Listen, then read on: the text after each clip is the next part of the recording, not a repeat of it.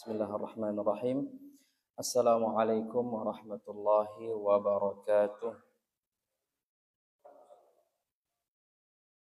Innal hamdalillah nahmaduhu wa nasta'inuhu wa nastaghfiruh wa natubu ilaihi wa na'udzu billahi min shururi anfusina wa sayyiati a'malina. May yahdihillahu fala mudilla lahu wa may yudlilhu fala hadiya lahu. Asyhadu an la ilaha illallah wahdahu la syarika lah wa asyhadu anna Muhammadan abduhu wa rasuluhu sallallahu alaihi wa ala alihi wa sahbihi wa man sara ala nahjihi wastanna bi sunnatihi ila yaumil nalqahu amma ba'd. Alhamdulillah, bersyukur kita kepada Allah Subhanahu wa taala pada kesempatan malam hari ini Ia masih memberikan kepada kita nikmat yang begitu banyak sehingga kita masih bisa menangkap sinarnya matahari di pagi hari, kulit kita masih bisa merasakan sejuknya udara di malam hari ini, lidah kita pun masih bisa merasakan nikmatnya hidangan yang telah disediakan. Maka terus kita bersyukur kepada Allah Subhanahu wa taala agar apa yang telah Ia titipkan tidak Ia ambil dan selalu ditambahkan oleh Allah sebagaimana Ia berfirman di dalam Al-Qur'an, la in syakartum la azidannakum. Kalau engkau bersyukur kepadaku, maka pasti akan aku tambahkan nikmat itu kepadamu. Tetapi ingat, ketika engkau mengkufuri, tidak mensyukuri nikmatku, tidak menyebut-nyebut nikmatku kepadaku, maka ingatlah bahwa teguranku sangatlah pedih. Bisa jadi Allah mengambil nikmat itu dari kita. Kemudian yang kedua, tidak kalah penting, salawat dan salam terus kita haturkan kepada baginda mulia sallallahu alaihi wasallam yang telah berjerih payah hingga gigi geraham beliau sempat terpanah dalam memperjuangkan agama ini. Maka kita bersyukur juga kepada Allah dan selalu bersalawat kepada Nabi kita agar kita bisa kembali kepada Allah dengan sebutan ya ayyatuhan nafsul mutmainnah, wahai jiwa-jiwa yang tenang, irji'i ila rabbiki radiyatan mardiyah, kembali kepadaku dengan dalam keadaan diridhai oleh Allah Subhanahu wa taala.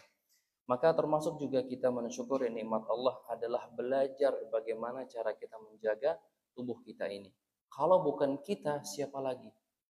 Datang ke dokter, datang ke para tabib, mereka hanya bisa memberikan kita edukasi. 1, 2, 3. Kalau tidak ada perubahan dari kita, maka itu hanya sebuah cerita.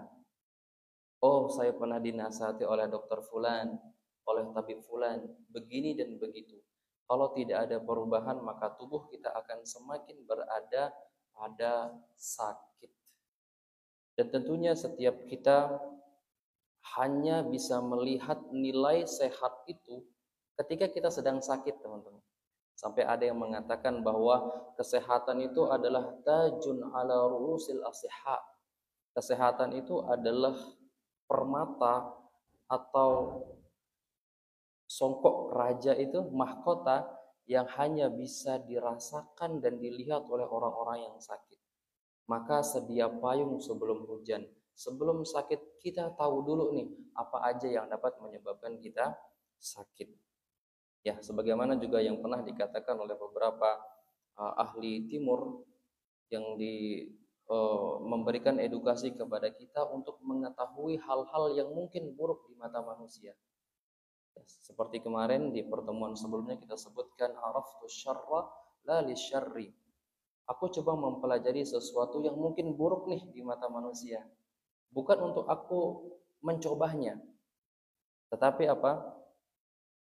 Untuk aku menghindarinya.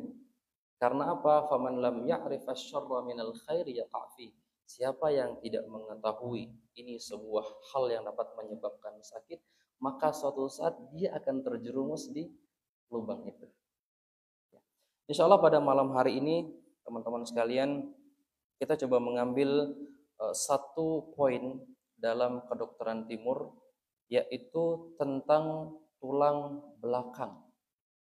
Semua kita punya tulang belakang ya. Ya.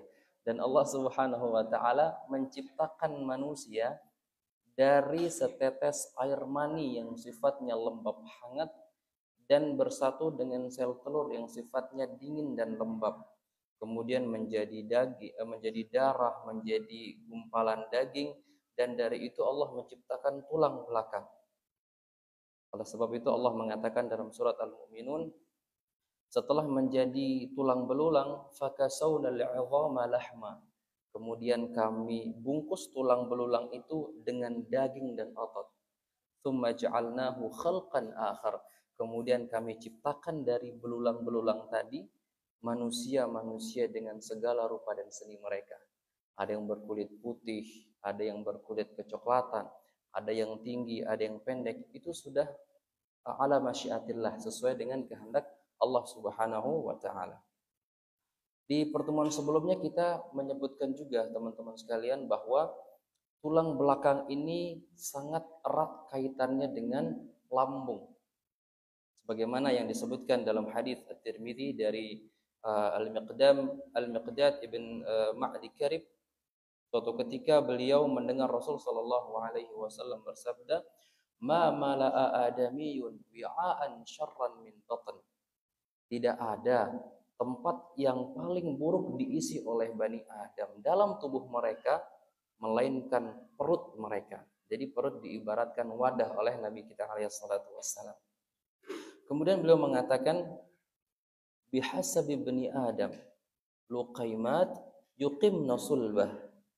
Cukup bagi anak Adam yang mereka memahami konteks hadis ini, yang mereka memperhatikan kesehatan mereka, itu suapan-suapan yang berarti untuk menegakkan tulang punggung mereka. Berarti teman-teman sekalian, makanan itu bukan tentang jumlah, tetapi tentang isi. Ada orang yang makannya banyak, tapi badannya tidak tegap. Ada orang yang makan hanya biji-biji kurma, tapi badannya tegap.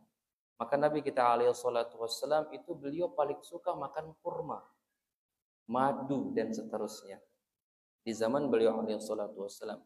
Dan beliau itu adalah seorang sosok yang sangat, kita tidak mengatakan pilih-pilih makanan ya, tetapi beliau kalau dihidangkan suatu makanan yang menurut beliau itu bagus buat badan beliau, dimakan sama beliau. Kalau tidak, beliau hanya diam saja. Beliau tidak mengatakan apapun tentang makanan itu, atau diminta untuk dihidangkan ke sahabat-sahabatnya. Artinya, ada makanan yang cocok untuk tubuh kita, ada makanan yang tidak cocok untuk tubuh kita. Misalnya, makanan orang dewasa tidak boleh diberikan pada anak-anak. Sampai ada ulama fikih mengatakan, ini tentang buku sebenarnya, namun mereka juga mengambil intisari dari ucapan ini bahwa makanan itu harus disesuaikan dengan usia juga. Kata mereka, ta'amul kibar summus sigar. Makanan orang-orang dewasa itu bisa menjadi racun bagi anak-anak kecil. Maka dari kecil kita diajarkan untuk minum susu ibu dulu ya, masih ASI, kemudian belajar MPASI, baru diajari nanti makan nasi dan seterusnya. Karena saya temukan di beberapa desa di tempat kami di sana, itu usia masih MPASI sudah bisa makan sop daging. Atau yang pakai santan itu apa namanya? Gulai, kare, kasihan anak-anak seperti itu. Ya. Kemudian teman-teman sekalian, beliau melanjutkan Nabi kita alaihi salatu wassalam, fa idza la mahalah, kalau memang kita lagi nafsu pengen makan nih, harus makan nih banyak nih, harus kenyang. Beliau mengatakan fa thuluthun li ta'amihi wa thuluthun li syarabihi wa thuluthun li nafasihi. Oke, sepertiga buat makanan, sepertiga buat minuman, sepertiga buat nafas. Jangan makan sampai nggak bisa berdiri, teman-teman. Jangan juga makan sampai apa namanya, sendawa melulu ya. Ini juga masalah nanti.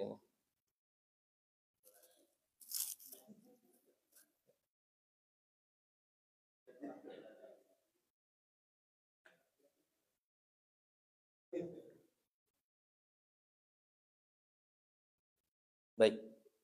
maka ada hubungan antara makanan dengan tulang belakang kita. Kemarin juga kita sebutkan apa yang disampaikan oleh Ibnu Sina dalam Al-Qanun fi Thib. Beliau mengatakan idza salahatil ma'idah, kalau perut kita ini sehat, maka tubuh itu akan sehat. Salaha al-jasadu kullu. Wa idza fasadatil ma'idah fasadal jasadu kullu. Tapi kalau pencernaan ini rusak, maka tubuh itu juga akan rusak. Hal ini juga senada disampaikan oleh Al-Imam Fakhruddin Ar-Razi dalam Al-Hawi fi Thib. Maka penting kita menjaga perut kita kalau mau tulang belakang kita ini bagus. Jadi tulang belakang kita ini terpatri dari otak sampai coccygeus namanya yang ada di tulang ekor. Dan tulang belakang ini tempat nyantolnya organ-organ kita. Ya ibaratnya itu hanger. Nah, tempat nyantol-nyantol itu tulang belakang. Jadi kalau tulang belakang kita lemah, maka organ kita akan runtuh. Kemudian, tulang belakang ini adalah rumah bagi sumsum tulang. Kemudian tempat mengalirnya saraf. Ada sistem saraf pusat yang datang dari otak, kemudian menyebar ke sisi kanan dan kiri tubuh kita, itu menjadi sistem saraf tepi. Kalau goyang tulang punggung kita, tulang vertebra kita ini, maka masalah-masalah akan terjadi seperti kebas kanan aja, kebas kaki kiri saja, itu semuanya masalah pada tulang belakang yang juga bisa disebabkan karena pola makan sebagaimana yang disebut oleh Nabi kita alaihi wassalatu wassalam tadi. Baik, kita coba berkenalan teman-teman dari bagian-bagian tulang belakang kita ini. Ya, Ibnu Sina mengatakan ini dengan faqarat. Faqarat itu adalah ruas-ruas pada tulang belakang kita. Dan tulang belakang ini menjadi pelindung organ. Tulang belakang kita ini menjadi pelindung organ. Maka kita penting untuk menguatkan tulang belakang kita. Nah, cara menguatkan tulang belakang ini paling dekat adalah dengan cara berlatih kuda-kuda. Ya, biasa di orang-orang kungfu itu ada latihan kuda-kuda ya. Nah, mungkin kalau teman-teman yang tidak belajar bela diri bisa apa bahasa sekarang? Squat kalau nggak salah ya. Ya, kemudian naik turun itu sebenarnya melatih tulang belakang. Dan itu penting teman-teman sekalian. Nah, kita sebagai seorang muslim setiap hari sholat dari sujud ke angkat naik itu juga sudah olahraga. Jadi semakin kuat betis dan paha kita, maka semakin kuat otot-otot penyangga tulang belakang itu. Jadi rumusnya ada di betis dan paha. Jadi kalau betis dan paha sering sakit, biasanya tulang belakang kita agak bermasalah. Ya. Baik. Tulang belakang kita teman-teman ini terbagi menjadi beberapa sistem atau beberapa bagian yang disebut dengan cervical yang ada di batang otak, bawah batang otak, kemudian ada torakal, lumbal, sakrum, dan coccygeus. Kita coba sebutkan beberapa fungsi-fungsi daripada tulang belakang tadi. Ini sedikit kita main ke medis teman-teman ya. Jadi kuliah nih malam ini kayaknya. Baik. Ya. Yang pertama disebut dengan tulang servikal. Nah, tulang servikal itu di tengkuk kita teman-teman. Namanya servikal. Ini disebut dengan faqaratur raqabah. Dia terdiri dari 7 ruas tulang. Dia adalah tempat berdirinya kepala. Jadi semua masalah di kepala ada hubungannya dengan tulang servikal. Maka nggak boleh terlalu sering dikrek-krek ya kanan kiri. enak teman-teman. Tapi hati-hati ya karena bunyi itu berasal dari satu pendapat mengatakan gesekan tulang dengan tulang. Yang kedua adalah angin yang masuk dan meletup di sana. Jadi kalau terlalu sering dibunyikan nanti angin bisa nyelundup ke sana yang menyebabkan nyeri. Karena saraf itu tidak boleh terisi angin. Baik. Kemudian bagian ini diciptakan oleh Allah sedikit lentur tapi kokoh. Seperti baja. Baja itu bisa ditempa ya. Baja dengan besi kuatan mana kira-kira? Baja. Lebih keras mana? Besi. Ya. Seperti itulah kira-kira posisi daripada tulang tulang cervical kita. Maka kita sering-sering untuk menggerakkannya, terutama di pagi hari. Minimal stretching leher. 1, 2. Seperti kita SD dulu ya, senam pagi. Ya, ini penting teman-teman sekalian. Sehingga gangguan pada leher, gangguan pada tulang servikal ini ditandai oleh beberapa hal awal. Di antaranya masalah pada penglihatan. Tiba-tiba buram. Tiba-tiba berkunang-kunang. Tiba-tiba gelap. Ini juga masalah pada tulang servikal. Ya. Kemudian gangguan pendengaran. Tiba-tiba kok susah dengar, apa bahasa sini? Tuli-tuli gitu ya. Iya, kedok-kedokan. Ini bisa juga masalahnya dari tulang servikal, teman-teman sekalian. Dan yang tidak kalah penting, yang paling penting adalah kesadaran. Ada beberapa orang yang kayak linglung terhadap sesuatu. Disorientasi namanya dalam bahasa medis. Cepat lupa, itu juga termasuk dari masalah pada tulang servikal.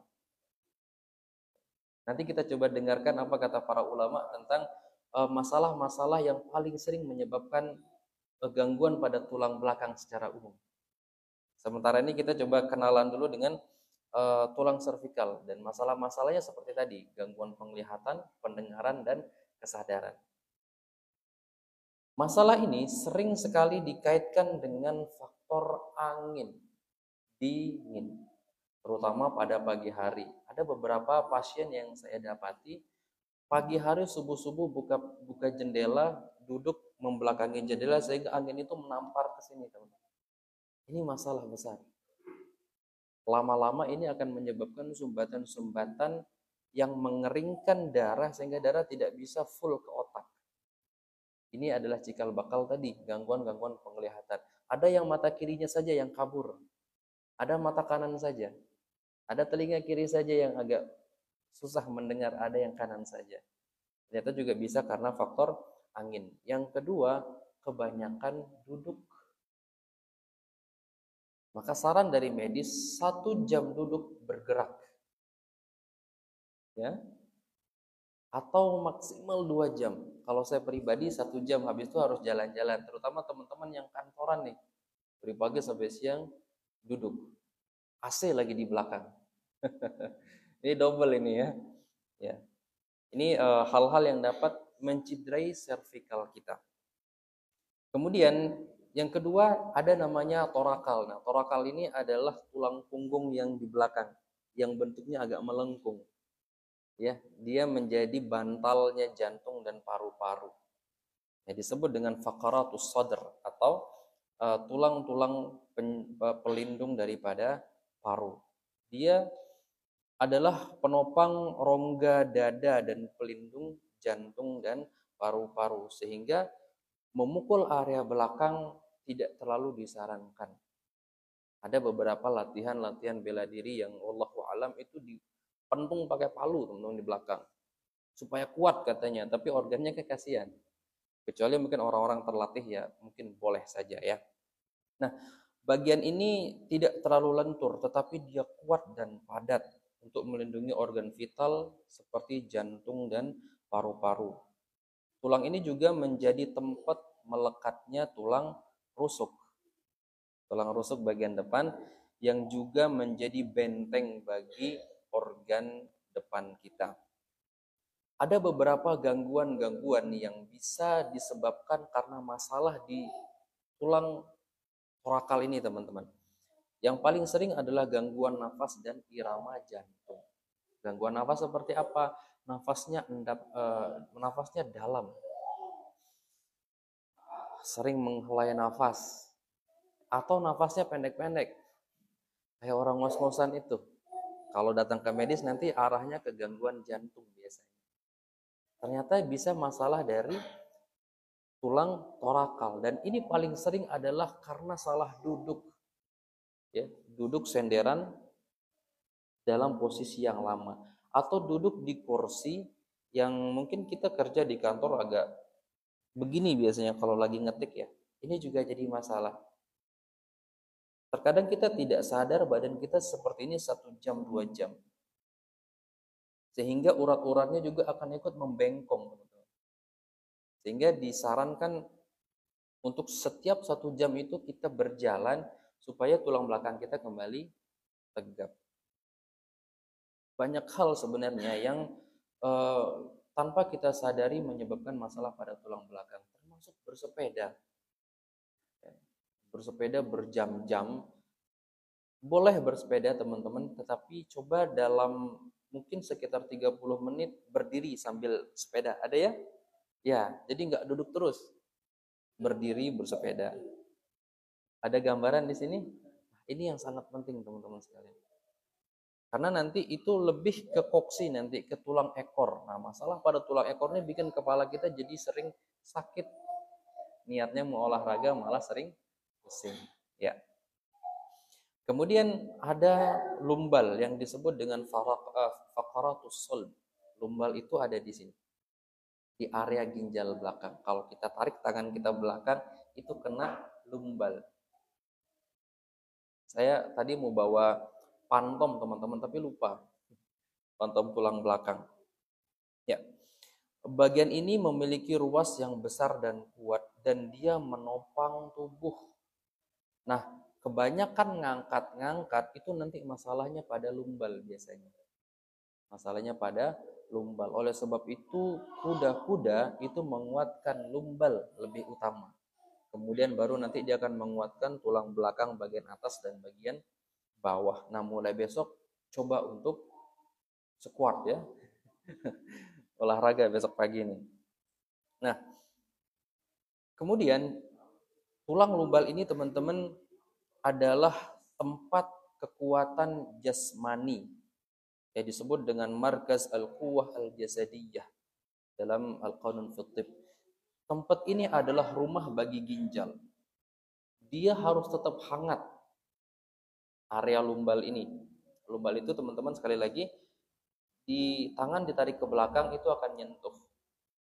Ya. Di situ harus tetap hangat. Coba ada yang dingin nggak? Kalau dingin itu berarti ada masalah pada kelemahan organ lumbal dan ginjal. Jadi tidak boleh dingin di sana. Di sini juga sering terjadi gangguan kesehatan seperti LBP atau low back pain, saraf kejepit. Nah, fahami teman-teman, saraf kejepit itu adalah kondisi saraf yang dijepit oleh tulang belulang. Yang secara anatomis dan alami fitrah dia tidak boleh terjepit. Ketika dia terjepit, maka beban yang ditanggung oleh lumbal ini terlalu berat. Entah itu beban yang diangkat atau beban yang abstrak, pikiran. Jadi banyak mikir bisa bikin low back pain, bisa bikin saraf kecetit. Enggak. Kebanyakan mikir. Tanda-tanda orang banyak mikir itu banyak ketombe. Ya. Tanda banyak orang kepikiran itu banyak ketombenya. Dan yang kedua, tanda orang yang banyak sekali beban dalam kepalanya itu nyeri sekali di betis bagian atas dan lengan bagian atas di sini. Kalau di area itu sakit sekali ditekan, berarti kepalanya perlu disisir, perlu keramas, ya perlu dipijat-pijat kepala. Segeralah ya. Ini bila dibiarkan nanti bisa masalah pada organ belakang, ginjal dan tulang belakang bagian lumbal. Baik. Kemudian yang terakhir saya langsung ke poin 4 di bagian coccygeus atau tulang ekor. Dalam hadis Bukhari Muslim disebut dengan ajabud dzanb. Ya, ini adalah tulang ekor. Tulang ini kecil, teman-teman. Kalau teman-teman lihat ada yang seperti ini di belakang kita. Nah, ini sakral sekali. Dia tidak dimakan oleh bumi dan dari situ kita akan dihidupkan oleh Allah Subhanahu wa taala. Ini adalah nyawanya tubuh. Masalah di situ jatuh misalnya, itu tubuh sudah lumpuh biasanya. Makanya Allah buat dia melengkung ke dalam. kemudian kalau duduk dia ditopang oleh, mohon maaf, oleh bokong yang tebal. Maka olahraga juga bisa membuat daging bokong kita tebal untuk menjaga tulang punggung tadi. Maaf, tulang ekor tadi. Baik, kita coba dengarkan ucapan-ucapan dari 4 imam dalam kedokteran klasik tentang tulang belakang ini agar kita jadi paham bagaimana kita harus menjaga tulang belakang kita ini. Disebutkan dalam Al-Hawi fi Thib, dalam juz anatomi dan persendian oleh Imam Fakhruddin Ar-Razi, beliau mengatakan tulang belakang adalah tempat bagi penopang-penopang tubuh dan wajib dijaga dari 2 hal, dingin dan lembab. 2 faktor ini, kata beliau, yang sering menyebabkan masalah pada tulang secara anatomi. Apa yang dingin kira-kira? Es. Kemudian apa lagi? Termasuk buah, teman-teman ya. Terutama buah yang dikonsumsi pada musim dingin. Kalau musim panas, fadhal, nggak apa-apa, bagus. Tapi ketika musim dingin kita banyak makan buah yang kalah tulang belakang kita. Ini penuturan dari Imam Fakhruddin Ar-Razi. Maka kenapa Allah tubuhkan buah semangka di daerah yang panas, enak nggak? Tapi jarang di tempat-tempat yang terlalu dingin, rusak biasanya, betul? Karena buah-buahan sifatnya cenderung dingin, maka dikonsumsi sangat bagus pada musim panas. Baik, kelembaban itu adalah dari hal-hal yang mohon maaf, ini harus disampaikan apa adanya, dari yang dikulkasin. Buah itu sifatnya lembab, ketika dia masuk freezer, maka kelembabannya tinggi. Setelah dimasukkan ke kulkas biasanya akan mengering ya, karena membatu. Tapi setelah dikeluarkan kemudian jadi cair, lembabnya akan dominan. Oleh sebab itu, dalam klasik, makanlah buah yang baru dipetik dari pohonnya. Kalaupun harus dimasukkan ke dalam kulkas, jangan lebih dari 1 hari.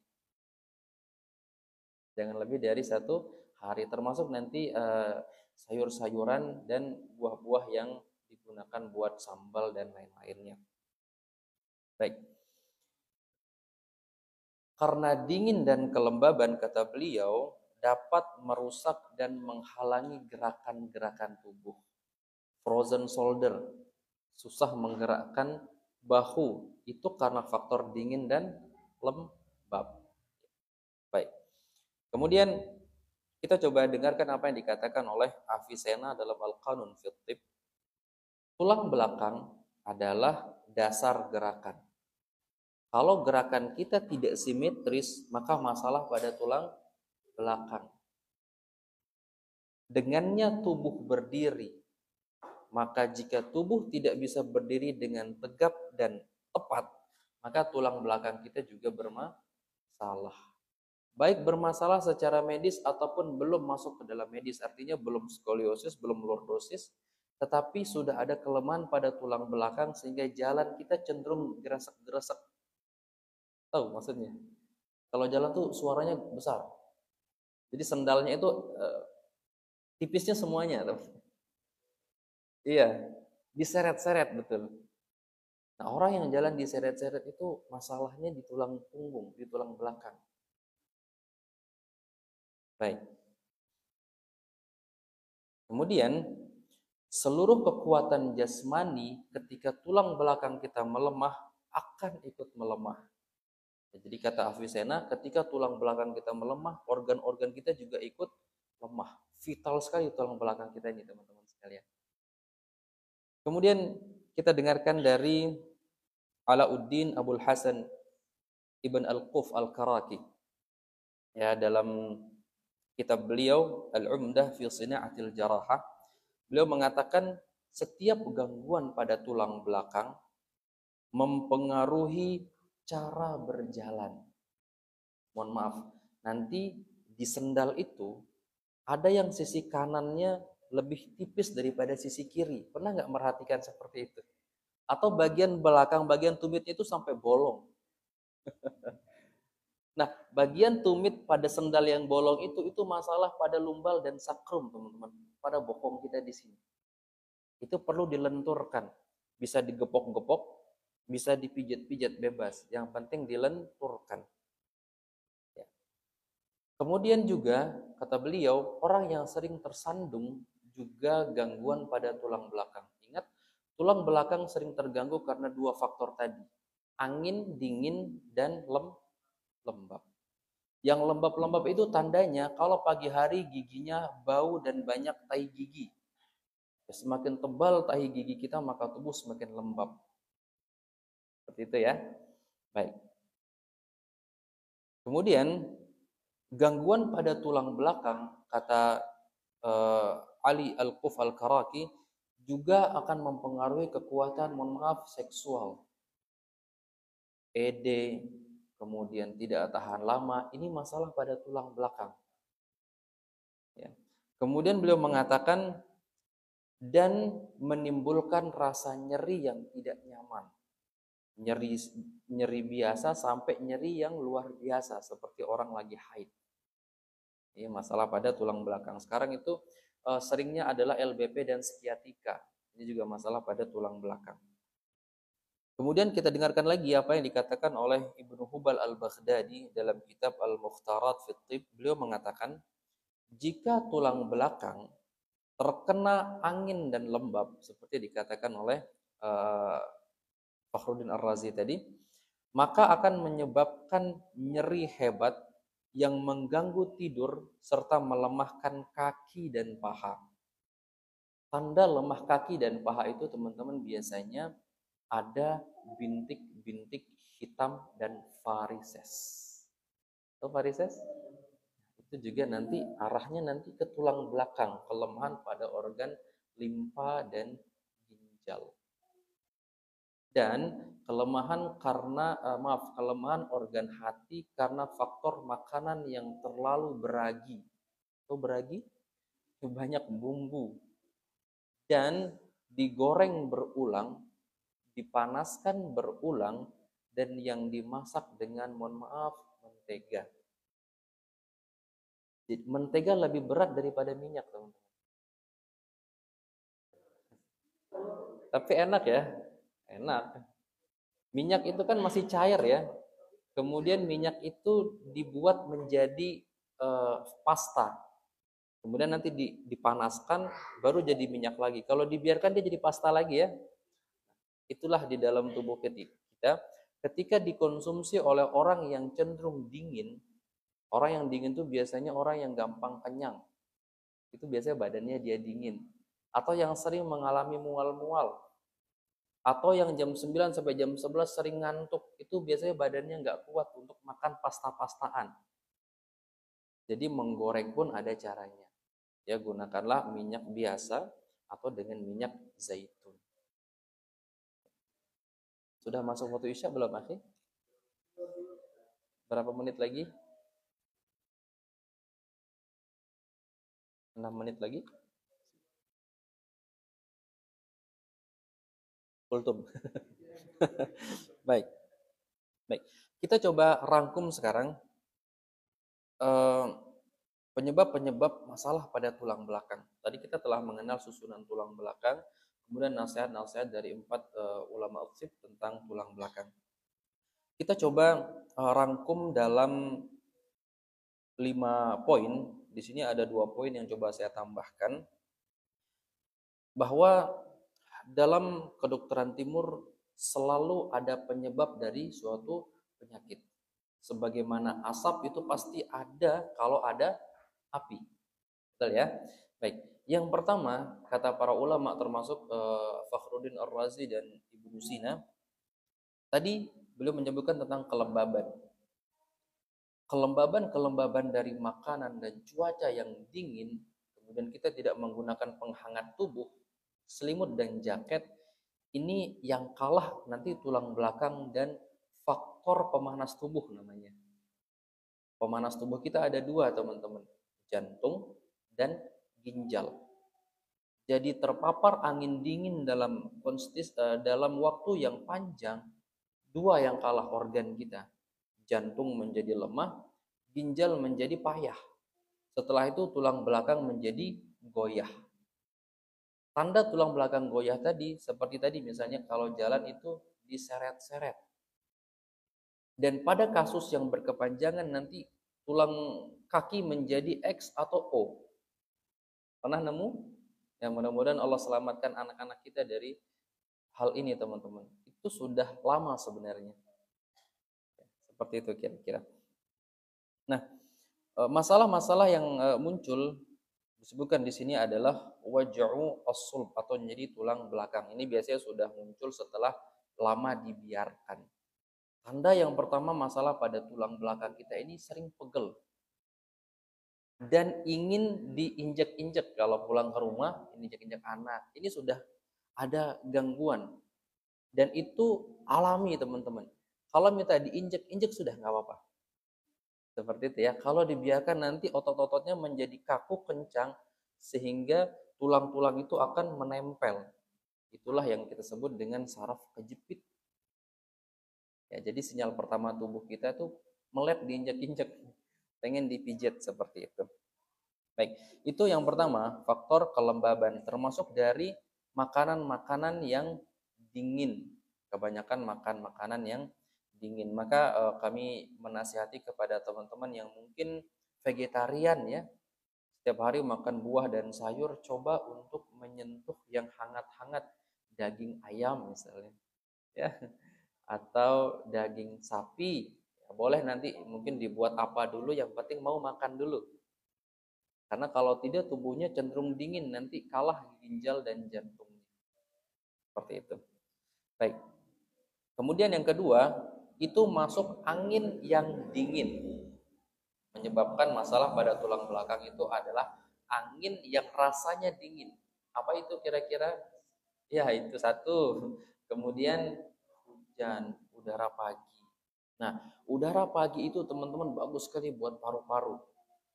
Konsepnya nanti paru-paru menyerap udara oksigen pagi dan dia akan mendinginkan hati dan mendinginkan panasnya jantung.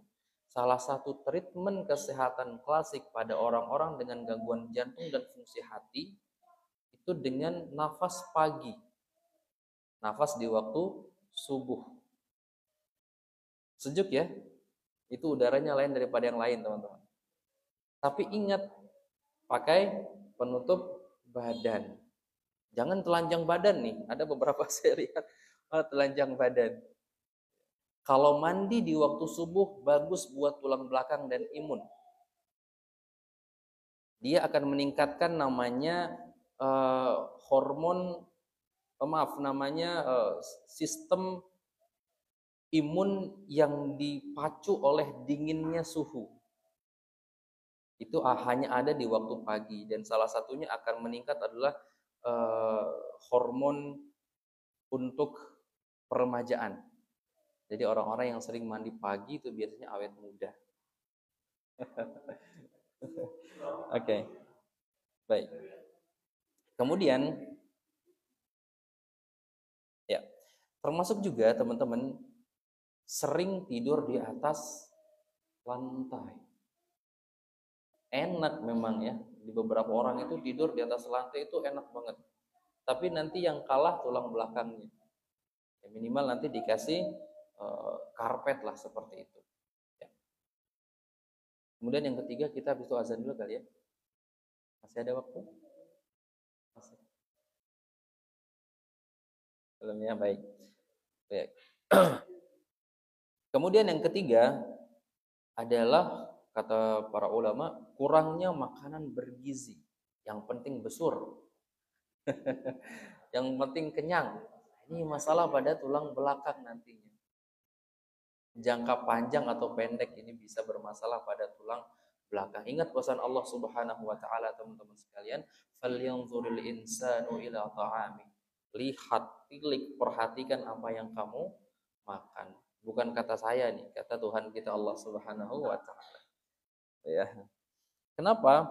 Karena sumsum tulang belakang kita memerlukan gizi untuk menutrisi sumsum tulang yang berada di seluruh dan sepanjang tulang belakang kita, termasuk nanti sumsum otak. Dan yang ia sukai adalah makanan-makanan yang menyejukkan, bukan yang dingin, tetapi yang sejuk. Betul, seperti buah dan sayur yang dikonsumsi dengan cara yang tepat, enggak setiap hari makan itu. Ya, maka di penduduk surga itu disifati oleh Allah, mereka dihidangkan buah kemudian daging. Mereka dihidangkan buah-buahan, mereka makan, baru nanti mereka dikasih daging-dagingan. Allah Subhanahu wa taala berfirman, wa fakihatin mimma yatakhayyarun, mereka diberikan buah-buahan dari apa yang mereka mau pilih nih. Kemudian apa? Walahmil tayrin mimma yashtahun, dan daging-dagingan yang mereka sukai. Jadi konsep makan kita adalah panas dingin. Seperti di bab paru-paru dan usus besar bila waktu, itu makanan panas dingin. Dalam satu piring nasi, ada sayur, ada protein nabati atau hewani. Ada nabati, ada hewani. Itulah yang seimbang. Kita azan dulu mungkin? Baik, kita azan dulu, insyaallah kita lanjutkan lagi pada poin 4 dan 5. Silakan.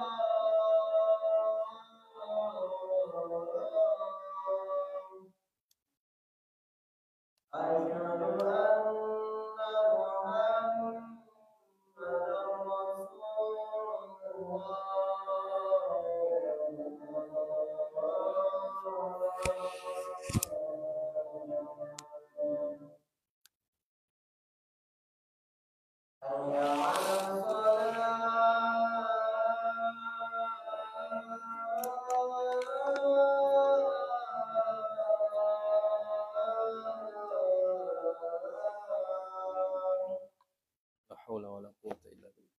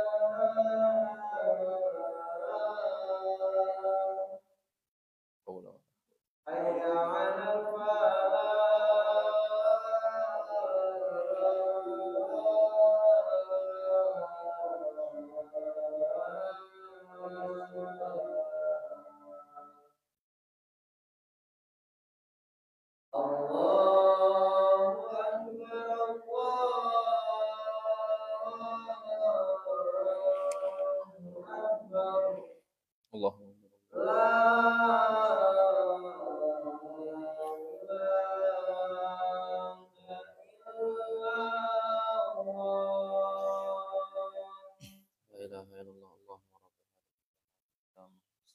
rabbana ati Muhammadin al-wasilah wal fadilah wa ba'ath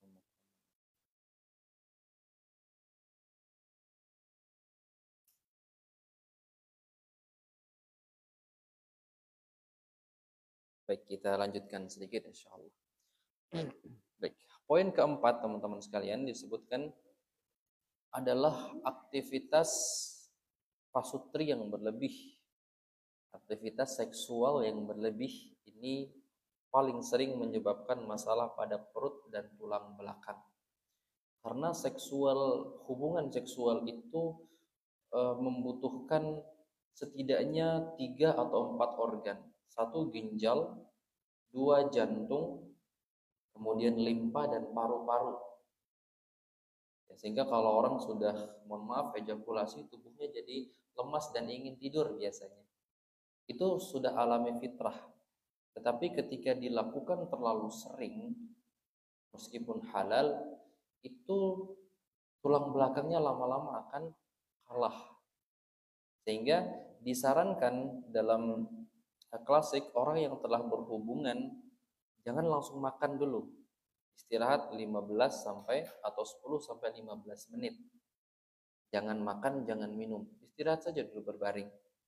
Nah, setelah itu baru makan atau minum boleh, kemudian mandi misalnya. Kalau ingin diulangi lagi, boleh. Disarankan untuk berwudu dulu. Berwudu atau mandi. Supaya mengembalikan energi vital dulu, baru melakukan kembali. Ingat, untuk menaikkan alat vital itu butuh energi besar dari jantung dan ginjal. Supaya dia tegak dan keras itu butuh limpa. Supaya bisa lama itu butuh ketenangan hati. Jadi semua organ itu seakan-akan dia ikut mendongkrak supaya berdiri, mohon maaf. Oleh sebab itu laki-laki disuruh bermujahadah ketika menggauli pasangannya. Tapi kita harus punya rem, laki-laki ini. Jangan tiap hari, sehari 3 kali, 4 kali, jadi cepet game over, nanti bahaya. Ya. Baik. Demikian kata Al-Imam Ar-Razi. Kemudian yang lainnya adalah faktor alami ya, faktor alami seperti penuaan. Ini sudah menjadi kealamian. Tinggal bagaimana cara kita supaya di masa tua kita itu tulang belakang kita masih kokoh. Caranya di masa muda irit-irit lah begitu ya, irit-irit energi. Jangan terlalu dipaksa. Jadi orang-orang dulu mereka kerja berat, waktunya istirahat, nggak begadang orang dulu. Nah, berbeda dengan zaman kita sekarang nih, kita akui saja sudah capek kerja pagi hari sampai sore, malamnya nge-gym, begadang lagi nonton bola misalnya. Akhirnya nggak tidur. Semalam ada teman cerita dengan cerita yang saya sampaikan tadi, sudah kerja sampai malam, sholat maghrib, makan, malamnya nge-gym sampai jam 11, nonton bola sampai jam 3, tidur 2 jam, subuh besok berangkat lagi kerja. Kasihan teman-teman, tubuh kita juga punya hak untuk diistirahatkan. Baik, sekarang kita coba sebutkan 5 poin insyaallah. Ini juga disebutkan oleh Imam Ar-Razi dan Ibnu Sina, bagaimana cara klasik untuk menjaga tubuh kita, terutama pada tulang belakang kita. Yang pertama dengan cara al-hijamah atau berbekam. Nah, kalau bisa Bapak Ibu punya alat bekam sendiri. Ya, harganya mungkin murah, nanti bisa dimiliki untuk sekedar ngekop sendiri. Suami istri saling bergantian untuk dikop-kopin seperti itu. Kemudian yang kedua ini cukup mudah, itu dibalur minyak hangat. Minimal 3 hari sekali dibalur dengan minyak hangat. Kalau saya biasanya menggunakan minyak zaitun yang dipanaskan dulu baru dibalurkan. Tidak usah banyak-banyak, cukup di sisi kiri dan kanan tulang belakang saja. Ada otot ya? Nah, di sana itu dibalur. Ketika minyak zaitun itu masih hangat. Setelah dingin rasanya di punggung, itu dilap saja, dihilangkan nggak apa-apa. Supaya pori-pori tidak tertutup. Boleh nggak dibilas ke semua badan? Boleh, nggak masalah. Kalau mau tidur itu dibilas lagi supaya paru-paru bisa bernafas melalui pori-pori. Seperti itu ya. Baik. Ini saran dari ulama-ulama klasik kita. Kemudian yang ketiga, mandi uap. Atau sekarang tuh ada sauna ya. Atau yang mudahnya nanti mandi dengan rempah. Mungkin mandi kasih potongan serai atau jahe, baru mandi di sana. Ini juga enak buat tulang belakang. Kalau ada shower, bagus. Baik, cara mandi dengan shower itu adalah diguyur, teman-teman. Ya, jadi sebenarnya mandi air hangat dengan centong itu kurang efektif. Karena setelah disiram, hangat, dingin. Hangat, kena dingin. Jadi terapi tulang belakang dengan air hangat itu adalah diguyur. Centongnya diguyur dari belakang kepala sampai ke belakang punggung kita, itu dengan satu centong full. Guyurnya pelan-pelan, itu terapinya seperti itu. Ada gambaran di sini? Jadi nggak disebur-sebur ya, nggak diguyur-guyur biasa, nggak disiram. Kemudian kalau ada gangguan seperti rasa nyeri atau encok begitu, nanti airnya itu diberikan beberapa lembar lavender atau daun teh. Teh ini sifatnya dingin sebenarnya, tapi sifatnya sejuk. Tapi dibalur dengan air hangat atau mandi air hangat yang dicampurkan dengan teh. Tehnya nggak usah banyak-banyak. Teh melati boleh tuh yang sudah habis diseduh buat mandi. Itu juga bisa buat terapi. Dan nggak langsung dibuang ya. Ya.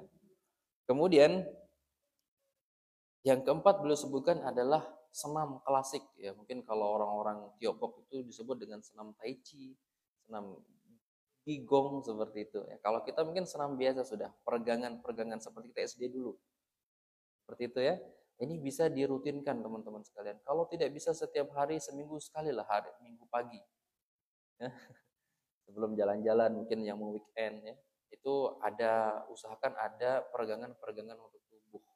Karena kalau dibiarkan ini bisa menyimpul nanti. Otot-otot yang kaku akan menyimpul menjadi benjolan. Ini sering pada perempuan sebenarnya. Jadi harus sering digerakkan, harus sering ditarik, stretch. Harus sering di-stretchingkan.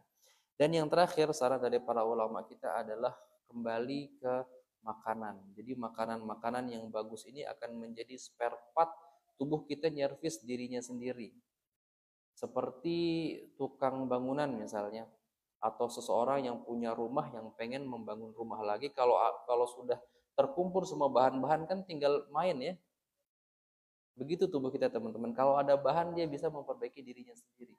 Kalau tidak ada bahan, dia akan nyopot protein-protein dari tubuh kita sehingga tulang belakang jadi keropos, sendi-sendi jadi keropos karena tidak ada spare part di dalam tubuh kita.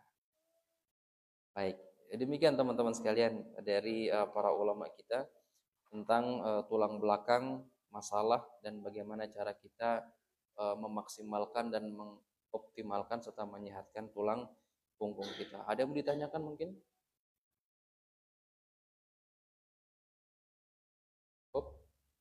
Iya, oke.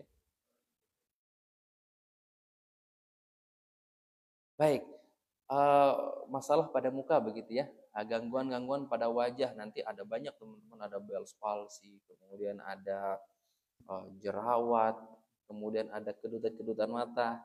Iya, ada hubungannya dengan tulang belakang, namun dia lebih ke organ. Jadi kalau masalah pada wajah, itu penyebabnya kalau tidak karena angin, paparan angin langsung ke wajah, itu karena masalah pada dua organ. Satu liver, hati, di mana hati ini dia punya fungsi memecah lemak menjadi partikel-partikel kecil, molekul-molekul kecil yang bisa diolah oleh tubuh. Kalau kebanyakan lemak, apalagi lemak-lemak jenuh, ini liver tidak bisa mendetoks itu, nanti dimunculkan lewat wajah, biasanya kedutan dan mata merah. Kedutan atau enggak mata merah. Kalau karena angin, tadi saya ketemu pas perjalanan Lombok Timur ke sini, itu setengah perjalanan Lombok Tengah ke sini tuh enggak cuma pakai singlet bapak-bapak. Hebat betul. Pakai helm sih ya, tapi pakai singlet. Jadi saya gimana nih? Nah, angin seperti tadi teman-teman, paparan-paparan tadi akan disimpan di dalam tubuh. Kalau kebanyakan dan berpotensi merusak organ, dia akan ditampilkan di wajah, Bell's palsy. Oh ya, apa namanya? Apa sengot kalau bahasa saya di sana. Jadi bibirnya ke sana. Miring. Jadi ininya miring-miring.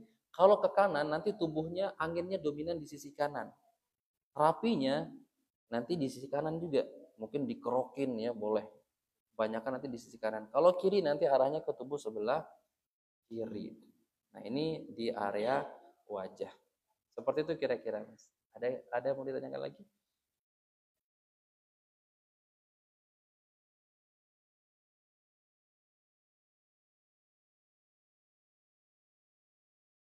Tadi nggak berdengung.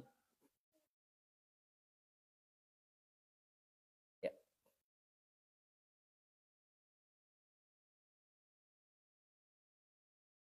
Baik, ada pertanyaan lagi. Telinga berdenging, kemudian mata terganggu begitu ya. Ya, ada beberapa cara teman-teman sekalian kalau merujuk kepada disebutkan oleh Ar-Razi tadi, itu adalah masalah di tulang servikal. Itu dipijat boleh, dikerok boleh, tapi arahnya dari atas ke bahu sebelah.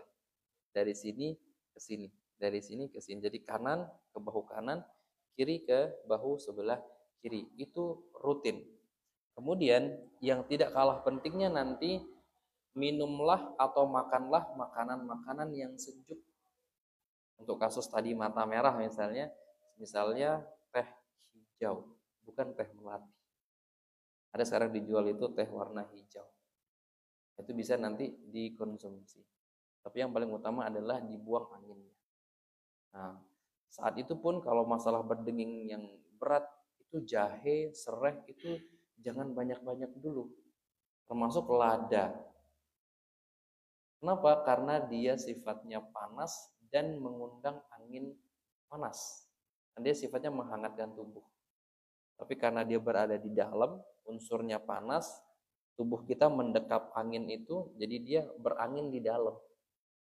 Seperti itu. Ada gambaran ya? Baik. Ada lagi satu lagi? Ya, silakan Bapak.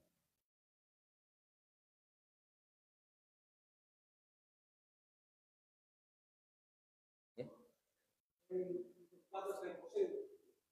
Obat sering pusing. Baik, pusing. Lupa dan pusing. Baik. Lupa dan pusing. Saya coba ambil jawaban dari Imam Ibnu Hajar Al-Asqalani. Beliau dan Imam Al-Qayyim, lupa itu karena kurang darah.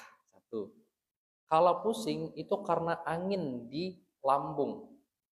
Nah, kebanyakan angin di lambung dan kurang darah. Herbal yang biasa kita gunakan adalah bayam merah dan rebusan kurma, bukan makan kurma. Jadi kurmanya direbus. Nah, kemudian makan bayam yang berwarna merah. Ada bayam merah ya? Ya, bayam merah. Dan secara umum daging-dagingan yang tekstur dan warnanya merah. Daging ayam warnanya putih apa merah? Putih ya. Nah, nanti kita beralih ke daging sapi atau daging kambing. Warnanya merah ya. Ikan juga sama, nanti ada ikan yang warnanya cenderung kemerah-merahan. Ikan apa itu? Ikan merah. Salmon. Salmon merah ya. Tuna.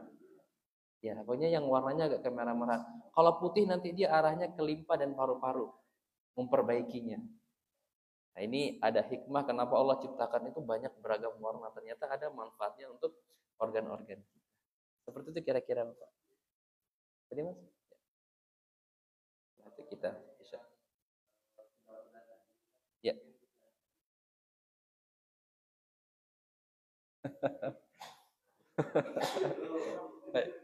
Baik, baik, baik.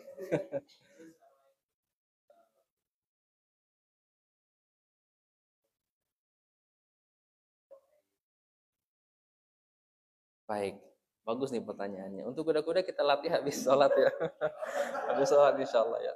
Ini saya harus memperagakan nanti. Baik, nanti kita coba insya Allah. Anak-anak di pagi hari, bagusnya mandi air hangat apa mandi air dingin? Saya kasih jawaban yang sedikit terperinci, tapi pendek aja.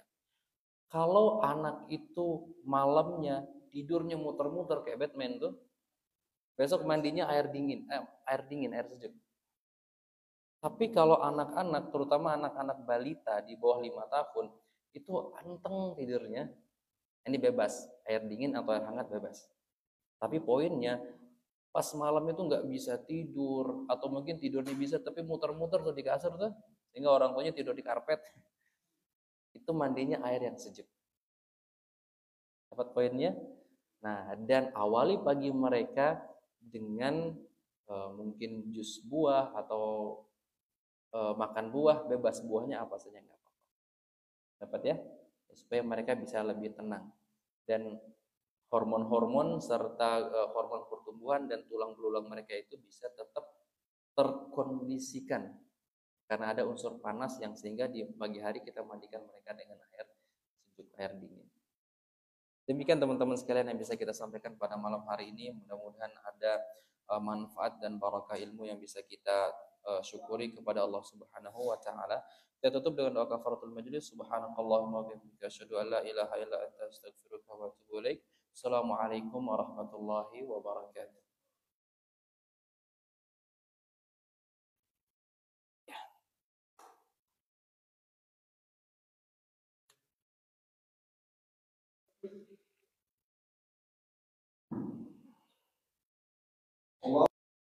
Allahu Akbar. Asyhadu an la ilaha illallah.